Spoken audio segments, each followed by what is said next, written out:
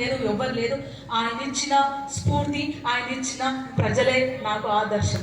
ఆయన సో ఈ ఆశయాన్ని ముందుకు తీసుకుపోవడానికి నాకు ఒక పెద్ద అవకాశం ఇచ్చిన నేషనల్ కాంగ్రెస్ పార్టీ సోనియా గాంధీ గారికి, రాహుల్ గాంధీ గారికి, ఖర్గే గారికి, అదేవిధంగా తెలంగాణ ముఖ్యమంత్రి శ్రీ రేవంత్ అన్న గారికి, బట్టి విక్రమార్క అన్న గారికి, సీతక్క గారికి, పొన్నం ప్రభాకర్కి, మొత్తం మంత్రివర్గానికి అందరికీ నేను వందనాలు తెలియజేసుకుంటాను.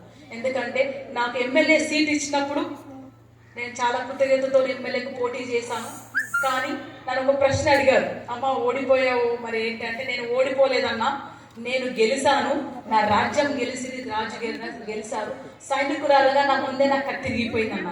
సో అవకాశం వచ్చిన తర్వాత మళ్ళీ నాకు రెండోసారి అవకాశం తెలంగాణ సంస్కృతి సారథి చైర్పర్సన్ ఇచ్చినప్పుడు నేను చాలా ఆనందపడ్డాను. తెలంగాణ మొత్తం తిరిగే అవకాశం నాకు పల్లె పల్లె పాటతో, ఆటతో, మాటతో, నాటకాలతో ప్రజల్ని మళ్ళీ చైతన్యవంతం చేసే ఒక అవకాశం దక్కుతున్నందుకు నేను చాలా ఆనందపడ్డాను.